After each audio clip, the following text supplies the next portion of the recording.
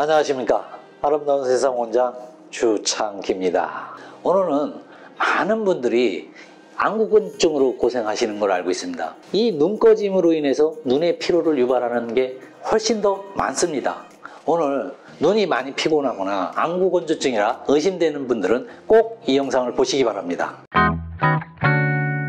젊었을 때는 눈두덩이에 지방이 없으니까 보기에도 좋고 좀 괜찮아 보입니다. 근데 나이를 먹어가면서 아무래도 눈두덩이에 지방이 푹 꺼져가면은 첫째, 눈이 피로하고, 둘째, 나이가 더 들어 보이는 현상이 있고, 셋째, 미용상 좋지를 않습니다.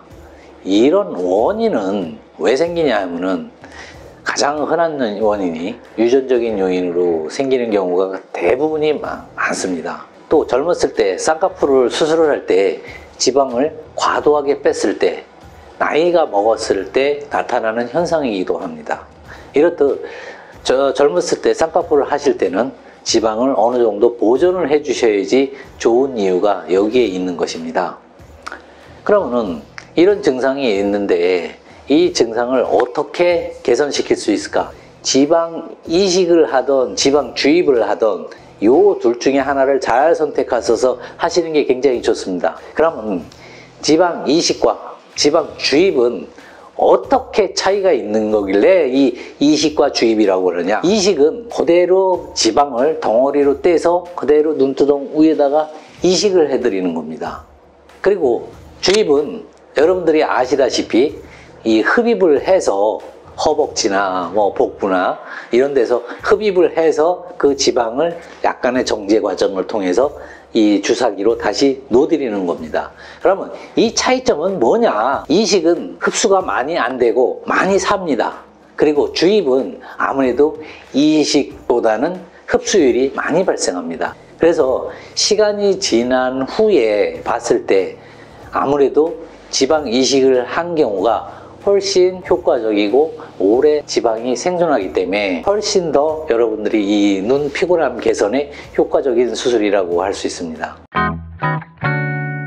어떻게 해야지 더 많이 지방이 생존할까? 이 지방이 많이 움직이면 절대 안 됩니다. 이 혈관이 자라나고 영양분을 공급받아야지 이식된 지방이 잘 사는데, 이게 움직이게 되면 이 혈관이 이렇게 새로 만들어지다가 움직이게 되면 이 혈관이 끊어집니다. 다시. 그래서 다시 혈관을 만들어야 되고 그 기간 동안 흡수율이 더 많이 진행되는 겁니다. 이 수술을 받으시면은 첫 번째, 자극을 피하라는 것입니다. 두 번째, 이식된 지방이나 주입된 지방이 움직이게 하는 것을 최소화하라.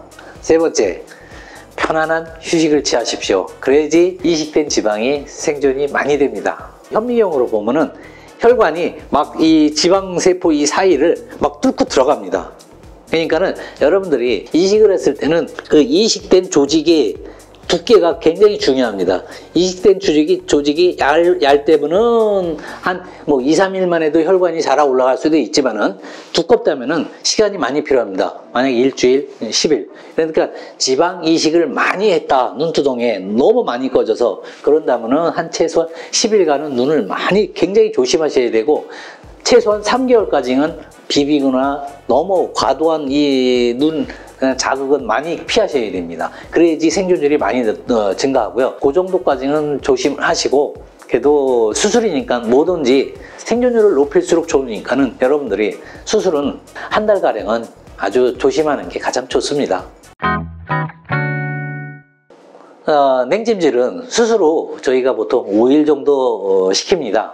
왜냐하면 이 흡수열이 발생하고 붓기가 가장 많이 붙는 시간이 그 시간이기 때문에 우리가 보통 5일 정도를 아이스팩을 시킵니다.